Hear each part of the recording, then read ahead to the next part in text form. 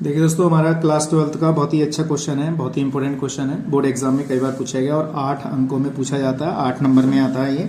तो निम्न रेखाओं के मध्य लघुत्तम दूरी ज्ञात कीजिए, यानी कि शॉर्टेन डिस्टेंस ज्ञात करना है। तो हमारे पास दो कार्तीय समीकरण दे रखे हैं, यानी कि समतल के सदिश के समीकरण दे रखे हैं। तो इसको हम कैसे लिखेंगे और उसके आधार पर इसका आंसर कैसे आएगा, वो बात ध्यान में रखनी है आपको। ठीक है दोस्तों, तो हमने क्या किया, इस समीकरण की तुलना यानी कि आर वेक्टर बराबर हम लिखेंगे यहाँ पर a1 प्लस का लैम्डा b1, इसको मैंने इस टाइप से लिख दिया। और ये हमारे पास पहली समीकरण हो गई। और दूसरी समीकरण जो हो जाएगी हमारी आर वेक्टर बराबर a2 वेक्टर प्लस का लैम्डा b2 वेक्टर, इस तरीके से लिखा। तो अगर देखें ध्यान से तो a1 की वैल्यू हमारे पास दोस्तों इतनी आ गई। a1 का मान आ गया i प्लस का j माइनस का 2k, और b1 की वैल्यू हमारे पास ये रही। तो b1 का मान लिख दिया हमने यहाँ पे 2i माइनस का j और माइनस का कितना आ गया, k आ गया। ऐसे हमने यहाँ पे लिखना है। a2 का मान हमारे पास कितना है, ये a2 का मान हो गया 2i माइनस का j और प्लस का कितना 3k। b2 का मान लिख लिया हमने यहाँ पे 3i प्लस का j और प्लस का कितना आ गया 2k, इस तरीके से लिखा है। ठीक है, अब हमारे पास a1 का मान भी है, a2 का मान भी है, b1 का मान भी है, b2 का मान भी।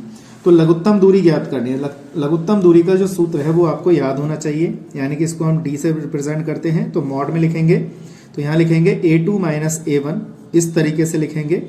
और यहाँ पे लिखा जाएगा डॉट में b1 vector cross b2 vector, इस तरीके से मॉड बन अपॉन में b1 क्रॉस b2 वेक्टर का मॉड। इस तरीके से हमारा ये फॉर्मूला है लघुत्तम दूरी ज्ञात करने का। तो सबसे पहले हम ज्ञात करते हैं a2 माइनस a1। तो हमने a2 माइनस a1 ज्ञात करेंगे। तो a2 की वैल्यू हमारे पास ये रही और a1 की वैल्यू ये रही। तो सबसे पहले हमने a2 की वैल्यू लिखी, देखो दोस्तों ये लिखा, माइनस a1 की वैल्यू हमारे पास कितनी है, i प्लस का j माइनस का 2k, ऐसे लिखेंगे। तो पहले माइनस के अंदर मल्टीप्लाई कर लेते हैं। ये कितना हो जाएगा 2i माइनस का j और प्लस का कितना 3k, माइनस का i माइनस का j प्लस का 2k हो जाएगा। इसके देखिए इसमें से ये घट गया तो i बचेगा, इसमें से ये घटा तो घट के माइनस माइनस के तो माइनस के 2j हो जाएंगे। और ये हमारे पास कितना आ गया दोस्तों 5k हो जाएगा। ये आ गया a2 माइनस a1 का हमारे पास मान आ गया। तो मैं समझता हूँ ये चीज आपको अच्छी तरह समझ में यहाँ तक आ गई होगी। अब देखिए हमारे पास यहाँ पे b1 क्रॉस b2 निकालते हैं। तो b1 क्रॉस b2 कितना हो जाएगा, b1 क्रॉस b2 निकालेंगे हम यहाँ पर। तो b1 की वैल्यू हमारे पास कितनी है और b2 की वैल्यू कितनी है। तो देखो यहाँ पे लिखते हैं क्रॉस निकालने के, यहाँ पे i, यहाँ पे j और यहाँ पे k लिखेंगे। तो b1 का मान हमारे पास कितना दे रखा है दोस्तों, 2 दे रखा है। तो यहाँ पे मैंने देखिए 2 लगाया।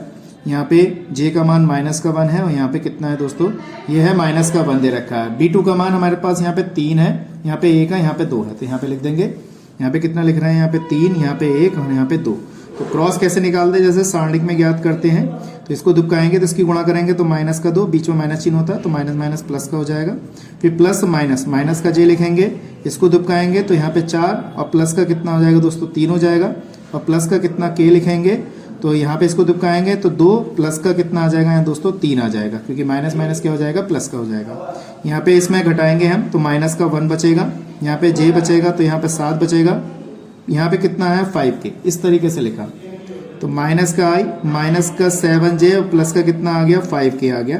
तो हमारे पास b1 क्रॉस b2 का मान आया ये। अब हम क्या करेंगे, यहाँ पे सूत्र में लगाएंगे डायरेक्ट। इसका आप चाहे तो मॉड भी यहीं पे निकाल लीजिए। तो b1 क्रॉस b2 का मॉड, हमने क्या किया, मॉड निकालते तो वर्क करके निकालते। इसका गुणांक 1 तो 1 हो जाएगा, 7 का गुणांक 49 हो जाएगा और 5 का वर्ग कितना हो जाएगा 25 हो जाएगा। तो हमने ये चीज निकाली यहाँ पर। ठीक है दोस्तों, कितना आया ऐड करके, ये आ गया हमारा 50 और 25 कितना हो गया 75। तो कैसे लिखेंगे हम यहाँ पर, 25 तिया 75, तो 5 गुणा 5 गुणा 3, तो 5 बाहर आ जाएगा √3। तो हमारा b1 क्रॉस b2 का मान आ गया। तो बस सूत्र में लगा दीजिए और आपका आंसर यहाँ पे तैयार हो जाएगा। तो हम सूत्र में लगाते हैं यहाँ पे। तो d बराबर हमारे पास क्या था, a2 माइनस a1, इस तरीके से डॉट, यहाँ पे था b1 क्रॉस b2, ये आ गया। और यहाँ पे क्या था मॉड में b1 क्रॉस b2 का मॉड था।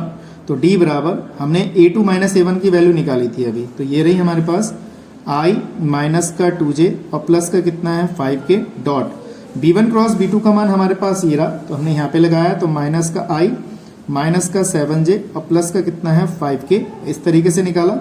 और बटे में मॉड की वैल्यू अभी हमने निकाल ली है, कितनी है 5, ये वाली है 5√3। तो यहाँ लिखेंगे 5√3, यहाँ पे लिख लिया हमने पहले से ही। तो इसका इससे डॉट निकालेंगे, तो इसका इससे डॉट लेंगे तो माइनस का 1, आई डॉट आई का मान क्या होता है 1 होता है, ठीक है दोस्तों।